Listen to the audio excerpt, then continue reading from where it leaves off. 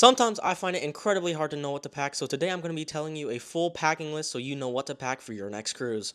Hey everybody, I'm Dawson from Duck Duck Cruiser, and today we're going to be going over the packing list, so let's hop straight into it. So some essentials that you must be bringing are your ID, cash/credit card, and your passport. If you're not bringing these on the cruise, if you get stuck in port, it's just not a good idea because if you don't have cash to get back, or you might not even have your passport if you're stuck in another country for whatever reason, that's just not a good idea. You gotta get your passport and your ID. Alright, second things you should bring is toiletries. Now, toiletries are very important, so you want to be bringing your own shampoo and own stuff.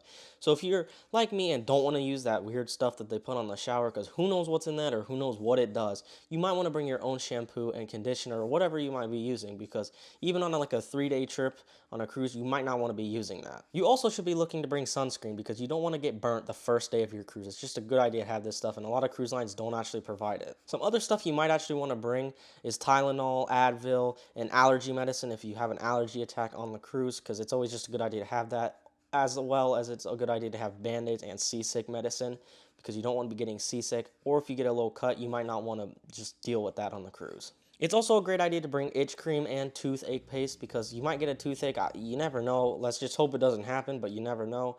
And itch cream if you get a bug bite. And speaking of bug bites, you also want to bring mosquito spray because if you're out on an excursion, you don't want to be bit by anything. Just repel that stuff.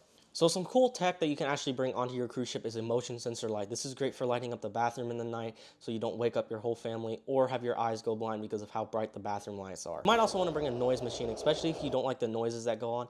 This can just cancel it out and help you go to sleep. If you find yourself struggling with battery life, you might also want to bring a portable battery charger so you can charge your phone out on the island or on the cruise, especially if your phone battery goes down. If you get hot in your stateroom, you might also want to bring a portable fan. They make some that have a long battery, or you can just plug them in via USB-C or whatever, and it just cools you off during the night. Something I also see that is absolutely huge in the cruising world is magnetic hooks. If you don't already know, the cruise ships are made of metal for the most part, and the walls are magnetic. So by putting these hooks, you can store stuff, put lanyards on them, you can put your coats, anything on them. They're just great for the room. You also would like to bring a Kindle. If you're somebody who likes to read, maybe on the private island, you can open up the Kindle. It's a lot better and a lot lighter than bringing solid books around. And you might also want to bring AirPods or headsets, especially if you like to listen to music, but might need the internet package for that.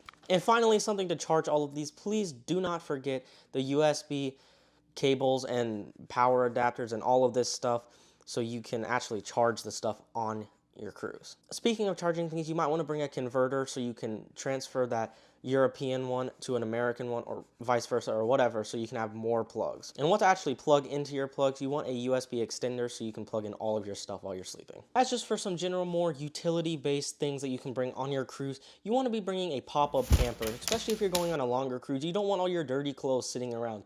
So they make pop-up hampers that you can just put in your closet or just in your room, and you can throw all your dirty clothes in there, and it really helps minimize the space that you're taking up. You also want to be bringing storage cubes because you want somewhere to put your clothes neatly and organized. You might also want to bring a lanyard because when you're going out on shore excursions, you might just want to have that available, or you don't like holding the key card around because you get lost. If it's around your neck, it's more likely to not get lost. You might also want to bring a hat and sunglasses, especially if you're going to the Caribbean. I personally bring most of these things on my cruise vacations, but if you want the full packing list, the link will be in the description. I hope you guys did enjoy today's video, and I hope you will continue having a ducky day.